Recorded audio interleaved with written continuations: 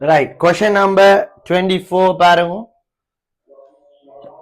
Question number 24.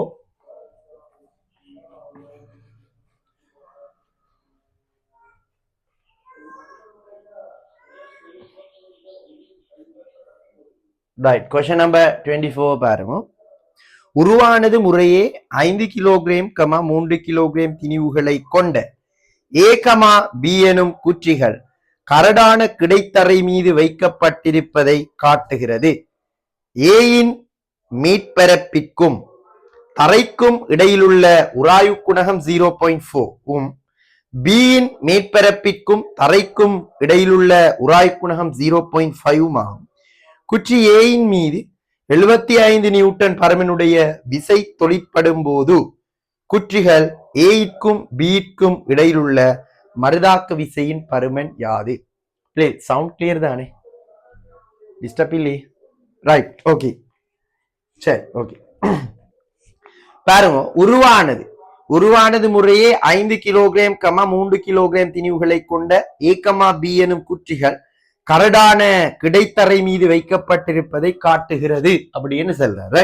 அப்ப question number 24 பாருங்க. Question number 24 பாருங்க. ரைட், இந்த கொஸ்டின் நம்பர் 24 இது ஒரு கரடான தரை. அவரே படம் தந்திருக்காரு. இது ஒரு கரடான தரை. இந்த கரடான தரை மீது 2 குற்றிகள் வைக்கப்பட்டிருக்கு. கரடான தரை மீது 2 குற்றிகள் வைக்கப்பட்டிருக்கு. 2 குற்றிகள் வைக்கப்பட்டிருக்குது. ரைட். சோ அப்ப இது ஏ என்ற குற்றி, இது 5 கிலோகிராம் திணிவுடையது என்று சொல்றார் இல்லையா? முறையே 5 கிலோகிராம், 3 கிலோகிராம் திணிவுகளை கொண்ட A, B எனும் குற்றிகள். ரைட். சோ அடுத்தது பாருங்க, பி என்ற குற்றி. சோ இது பி என்ற குற்றி. சோ இவர் 3 கிலோகிராம் திணிவுடையது அப்படின்னு சொல்றார். ஒரு கரடான தரை. அப்ப கரடான தரை என்றா என்ன? குற்றிகள் நகரைக்குள்ள இல்லையா? நோமலா கரடான தரை என்றா சௌராய் விசை தொழிற்படும். இப்ப இவரே சொல்லிட்டார், குற்றி ஏயினுடைய மீட்பரப்பிற்கும் தரைக்கும் இடையிலான உராய்வு குணகம் இல்லையா? சோ உராய்வு குணகம் மியூ. சோ இங்க மியூட வேல்யூ வந்து 0.5 என்று சொல்றார். சோ அதே நேரம் 0.4 என்ன 0.4 என்று சொல்றார். அதே நேரம் பாருங்க, பியின் மேற்பரப்பிற்கும் தரைக்கும் இடையிலுள்ள உராய்வு குணகம் 0.5. அப்ப இங்க மியூ வந்து என்ன? 0.5. சோ இங்க மியூ வந்து 0.5. ரைட்.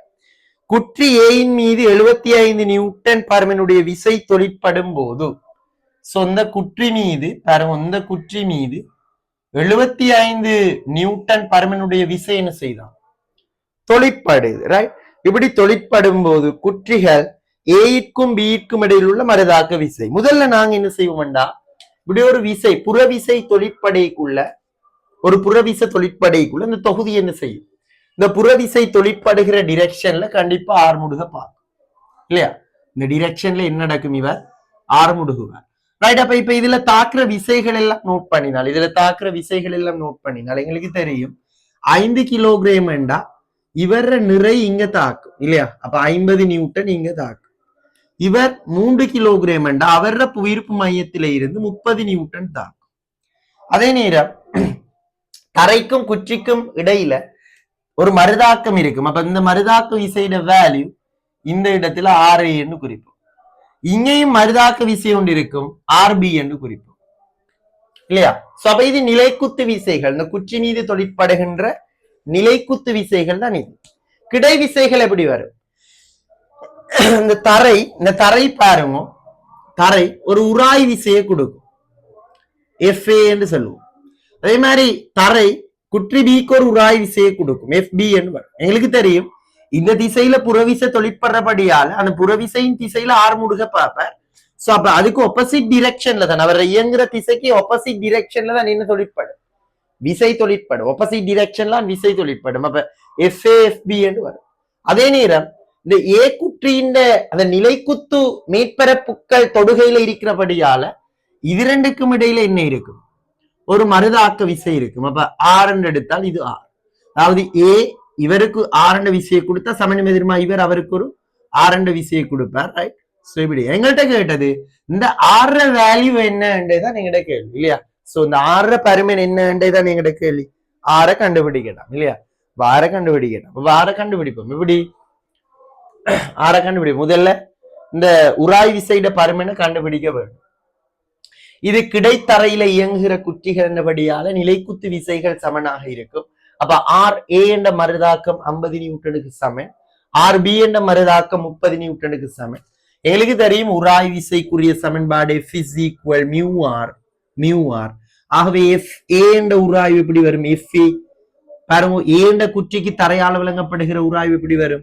உராய் குணகம் 0.5 இன்டு இந்த சந்தர்ப்பத்துல பாருங்க தரை இவருக்கு கொடுக்கிற மருதாக்கம் ஆறு. அப்ப ஆரே கிடையா இயங்குறபடியால நிலைக்குத்து விசைகள சமநிலையை கருதிக்குள்ள ஆரே 50க்கு சமன். இதை சுருக்கினமெண்டா எப்படி வரும்? 420 நியூட்டன் என்று வரும். அப்ப எஃப் பீர பருமன் mu into R, mu 0.5 into மருதாக்கம் என்ன ஆர்பி எழுதறியும் கிடையா இயங்குறபடியால நிலைக்குத்தி விசைகள் ஆர்பி 30 இருக்கும். சைபர் அப்ப 15 நியூட்டன் என்று வரும். 15 நியூட்டன். அப்ப உராய் விசைகளை கண்டுபிடிச்சிடும் இல்லையா? அப்ப உராய் விசைகளை கண்டுபிடிச்சால் இப்ப எங்களுக்கு கிடை விசைகள் தெரியும். இப்ப நார்மலா பாருங்க, நாங்க இந்த தொகுதிக்கு பயன்படுத்திக்குள்ள முழு தொகுதிக்கும் பயன்படுத்திக்குள்ள ஆறுமுடுகளை கண்டுபிடிக்கலும். அப்படி ஆறுமுடுகள் தெரியுமெண்டா மருதாக்கத்தை கண்டுபிடிப்போம். ஏன்னா அப்ப தொகுதிக்கு யூஸ் பண்ணிக்குள்ள பாருங்க, முழு தொகுதிக்கும் கிடைத்திசையில எஃப் சமன் எம்ஏ பயன்படுத்தினோம்டா ஆறுமுடுகள் வரும். அப்ப முழு தொகுதிக்கும் கிடைத்திசையில பயன்படுத்திக்குள்ள முழு தொகுதியிலையும் கிடையா தாக்குறது என்ன? 75. எஃப்ஏ ஒப்போசிட்ல, எஃப்பி ஒப்போசிட்ல, ஆர் ஒப்போசிட்லயும் இருக்குது, இயக்க திசையிலையும் இருக்குது. ஆகவே ஆறும் கேன்சல் ஆகும். அப்ப நாங்க எடுப்போம், நாங்க கருதின திசையில 75, ஒப்போசிட்ல 20, ஒப்போசிட்ல 15, மொத்தம் எத்தனை? 35 எதிரா தாக்குது சமன். மொத்தத்தினி வேணும் 8 இன்டு ஏ கண்டுபிடிக்க வேணும். அப்ப இதை கழிச்சமெண்டா 40 வரும். 75 40 40 சமன் 8A. அப்ப ஏ இஸ் ஈக்குவல் என்ன வரும்? 40 கீழ் 8. சோ அப்ப ஏ சமன் 5 ms - 2 வரும். அப்ப ஆறுமுடுகளை கண்டுட்டோம். அப்ப ஆறுமுடுகள் தெரிந்தால் இப்ப ஏதாவது ஒரு குச்சிக்கு பயன்படுத்திக்குள்ள கண்டிப்பா என்ன செய்யும்? ஏதாவது ஒரு குச்சிக்கு பயன்படுத்திக்குள்ள கண்டிப்பா எங்களுக்கு மருதாக்கம் ஆற கண்டுபிடிக்கலும் இல்லையா?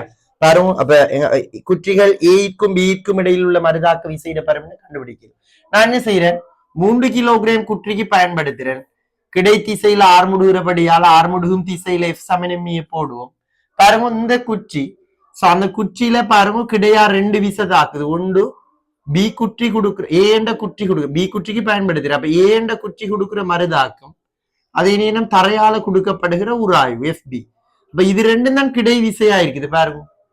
அப்ப நாங்க இயங்குற திசையில மருதாக்கம் 6 இருக்குது, ஒப்போசிட்ல எஃப்பி இருக்குது. எஃப்பி வேல்யூ 15, திணிவு 3, ஆறுமுடுகள் கண்டுட்டா 5. சோ அப்ப ஆர் சமன் -15 இங்கால போனா +15, ஆல்ரெடி ஒரு 15 இருக்குது. சோ அப்ப 30 நியூட்டன் வரும். நீங்க இந்த குற்றிக்கு பயன்படுத்தினாலும் அதே தான் வரும் இல்லையா? அப்ப 30 நியூட்டன் வரும். இது நார்மலா சிம்பிளான ஒரு கால்குலேஷன் பார்த்துக்கொள்ள வேணும், ரைட்? சோ அப்ப ஆன்சர் மூன்றாவது ஆன்சர் பொருத்தமாக இருக்கும். மூன்றாவது ஆன்சர் பொருத்தமாக இருக்கும். கைக்கு விளங்குதா பிள்ளைகள்? ரைட், கைக்கு விளங்குதா? அப்ப முதல்ல என்ன செய்யற? விசைகள் எல்லாம் குறைங்கோ இல்லையா? முதல்ல விசைகள் எல்லாம் குறைங்கோ. அப்ப இல்ல எங்களுக்கு தெரியும் நிலைக்குத்தாக தரையொரு மருதாக்கத்தை கொடுக்கும் ஏ என்ற குச்சிக்கு நிறை தாக்கும், பி என்ற குச்சிக்கும் தரையொரு மருதாக்கத்தை கொடுக்கும் நிறை தாக்கும். அதே நேரம் புறவிசை தொழிற்பறதால் இவர் இந்த திசையில இயங்க பார்ப்பார். நார்மலா ஆறுமுடுகளோட இயங்குவார். மாறா ஆறுமுடுகளுக்கு உட்படுவார். சோ அப்ப அந்த நேரம் இவர்ல கிடையாக பாருங்க, தரை இயக்கத்தை எதிர்க்கும் வண்ணம் 2 குச்சிக்குமே உராய் விசையை கொடுக்கும். அதே நேரம் குச்சிகளுக்கு இடையில ஒரு பிரதாக்க விசை இருக்கும். அப்ப அதெல்லாம் குறைங்க. குறிச்சா பிறகு முதல்ல உராய் விசையை கண்டுபிடிங்க. உராய் விசையை கண்டுபிடிச்சா பிறகு முழு தொகுதிக்கும் பயன்படுத்தி ஆறுமுடுகளை கண்டுபிடிப்பீங்க. பிறகு ஏதாவது இந்த குச்சிக்கு அல்லது அந்த குச்சிக்கு ஏதோ ஒரு குச்சிக்கு எஃப் சமன் எம்ஏ ஆறுமுடுகும் திசையில அப்ளை பண்ணி நீங்க அந்த மருதாக்க விசையை கண்டுபிடிக்கலாம். ரைட், அப்ப நோட் பண்ணிக்கொள்ள வேணும். ரைட், நோட் பண்ணிக்கொள்ள வேணும். மூன்றாவது ஆன்சர் பொருத்தம். நோட் பண்ணுங்க. நோட் பண்ணார்கள். அடுத்த கொஸ்டினை பாருங்க, லாஸ்ட் கொஸ்டினை பாருங்க.